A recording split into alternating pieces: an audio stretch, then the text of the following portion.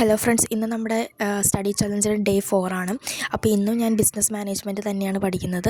അപ്പോൾ ഫസ്റ്റ് ഞാൻ ബിസിനസ് മാനേജ്മെൻറ്റിൻ്റെ എല്ലാ കാര്യങ്ങളും ഒന്ന് ഇമ്പോർട്ടൻ്റ് ആയിട്ടുള്ളത് മാർക്ക് ചെയ്യുകയാണ്. ഇപ്പോൾ ഞാൻ പഠിച്ചുകൊണ്ടിരിക്കുന്നത് മൊഡ്യൂൾ 2 ആണ്, അതായത് പ്ലാനിങ് ബിസിനസ് മാനേജ്മെൻറ്റിൽ. അപ്പോൾ ഈ പ്ലാനിങ് എത്രത്തോളം ഒരു മാനേജ്മെൻറ്റിനെ ഹെൽപ്പ് ചെയ്യുന്നുണ്ട്, അങ്ങനത്തെ കാര്യങ്ങളൊക്കെയാണ് ഇതിൽ പറയുന്നത്. ഞാൻ ആദ്യത്തെ വീഡിയോയിൽ പറഞ്ഞ പോലെ തന്നെ ഈ സബ്ജക്റ്റിൻ്റെ മെയിനായിട്ടുള്ള ഒരു ഡിഫിക്കൽട്ടി എന്ന് പറഞ്ഞു കഴിഞ്ഞാൽ ഇതിൽ ഓരോ ടോപ്പിക്കിലും ഒരു 10-15 പോയിൻറ്റ്സ് ഉണ്ടാവും. അപ്പോൾ ഈ പോയിൻറ്റ്സ് എല്ലാത്തിലും നമ്മൾ ആ പെർട്ടിക്കുലർ പോയിൻ്റ് തന്നെ നമ്മൾ എഴുതണം. അതിൻ്റെ കണ്ടൻറ്റ് നമുക്ക് ഓൺ വേർഡ്സിൽ എഴുതാം. അപ്പോൾ ഒരു പോർഷൻ പഠിച്ചിട്ട് അതിന് മുന്നത്തെ പോർഷൻ നമ്മൾ റിവൈസ് ചെയ്ത് നോക്കുമ്പോൾ നമുക്ക് ആ പോയിൻറ്റ്സ് കറക്റ്റായിട്ട് കിട്ടണമെന്നില്ല. അപ്പോൾ കൂടുതൽ ടൈം റിവൈസ് ചെയ്താൽ മാത്രമാണ് നമുക്ക് ഈ പോയിൻറ്റ്സ് മെമ്മറിയിൽ നിൽക്കുകയുള്ളൂ. അതിനുവേണ്ടി നമ്മൾ ചെയ്യാൻ പറ്റുന്ന കാര്യം എന്ന് വെച്ച് കഴിഞ്ഞാൽ റിവൈസ് ചെയ്യുക എന്നുള്ളത് മാത്രമാണ്. എത്രത്തോളം നമ്മൾ റിവൈസ് ചെയ്യുന്നോ അത് നമ്മളെ മെമ്മറിയിൽ നിൽക്കും. അപ്പോൾ ഞാൻ ആദ്യത്തെ വീഡിയോയിൽ പറഞ്ഞ പോലെ തന്നെ ഞങ്ങൾക്ക് 2 ഇൻറ്റേർണൽ എക്സാം കോളേജിൽ നിന്ന് നടത്തിയിട്ടുണ്ടായിരുന്നു. അപ്പോൾ ഓരോ ഇൻറ്റേർണലിലും 2 മൊഡ്യൂൾസ് വെച്ചിട്ടായിരുന്നു എക്സാമിനുണ്ടായിരുന്നത്. അപ്പോൾ ഞാനിപ്പോൾ പഠിച്ചുകൊണ്ടിരിക്കുന്നതൊക്കെ ഞാൻ നേരത്തെ പഠിച്ചതായിരുന്നു ആ എക്സാമിന് വേണ്ടി. ബട്ട് ഇപ്പോൾ ഞാൻ പഠിക്കുമ്പോൾ അതിൻ്റെ പോയിൻറ്റ്സ് ഒന്നും കറക്റ്റായിട്ട് ഓർക്കുന്നില്ല. അതാണ് ഈ സബ്ജക്റ്റിൻ്റെ മെയിനായിട്ടുള്ളത് ഞാൻ പറഞ്ഞത്. നമ്മൾ ഒരു പ്രാവശ്യം വായിച്ചു കഴിഞ്ഞാൽ അത് പിന്നീടും ഓർത്തെടുക്കാൻ ഭയങ്കര ഡിഫിക്കൽട്ടാണ്. അതുപോലെ തന്നെ നമുക്ക് ഓൺ വേർഡ്സിൽ എഴുതാൻ അറിയാമെങ്കിൽ ഇറ്റ് ഈസ് എന്താ പറയുക, എളുപ്പമായിട്ട് നമുക്കിപ്പോൾ എഴുതാൻ പറ്റും ഫുള്ളും.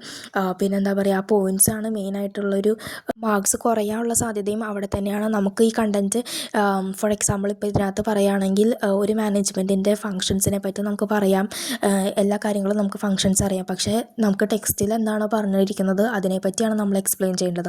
ഇപ്പോൾ നമുക്ക് ഓൺ വേർഡ്സിൽ അതെല്ലാം എഴുതാൻ അറിയാം, ബട്ട് അതിൻ്റെ ടെക്സ്റ്റിലെ കണ്ടൻറ്റ് ഇല്ലെങ്കിൽ നമുക്ക് അവിടെ മാർക്ക് കിട്ടില്ല. നമ്മൾ എത്രത്തോളം എഴുതി എന്ന് പറഞ്ഞിട്ടും അവിടെ കാര്യമില്ല. പിന്നെ നമുക്ക് എക്സാം വരുന്നത് 3 hours ആണല്ലോ. അപ്പോൾ അതിനനുസരിച്ച് ടൈം മാനേജ്മെൻറ്റ് ചെയ്തിട്ട് വേണം നമ്മൾ എക്സാമിന് പഠിക്കുകയും ചെയ്യാം. ഇതുപോലെ തന്നെ എസ്സേയുടെ ക്വസ്റ്റ്യൻസ് കുറേയും മിസ്സുമാർ ഞങ്ങൾക്ക് പറഞ്ഞു തന്നിട്ടുണ്ടായിരുന്നു. അപ്പോൾ അതിനുള്ള കണ്ടൻറ്റും നമ്മൾ തന്നെ ടെസ്റ്റ് ചെയ്യുന്ന കണ്ടുപിടിക്കുക.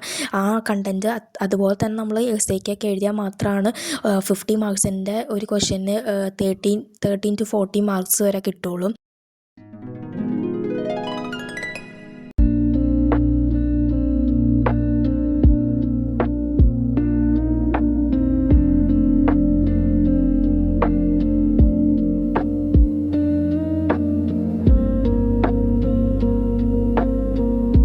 സോ ബ്രേക്ക് ടൈമൊക്കെ കഴിഞ്ഞിട്ട് ഞാൻ ഒരു നോട്ട്ബുക്കിലെടുത്ത് എഴുതി നോക്കുകയാണ് നമ്മൾ പഠിച്ച കാര്യങ്ങളൊക്കെ. അപ്പോൾ നമുക്ക് ഓർമ്മ കിട്ടുന്നുണ്ടോ എന്നുള്ള കാര്യം അറിയണമെങ്കിൽ നമുക്കൊന്ന് ജസ്റ്റ് എഴുതി നോക്കിയാൽ മതി. അപ്പോൾ ഞാനത് എഴുതി നോക്കി, അതുപോലെ തന്നെ അത് പിന്നെയും റിവൈസ് ചെയ്ത് പഠിച്ചുകൊണ്ടിരിക്കുകയാണ്.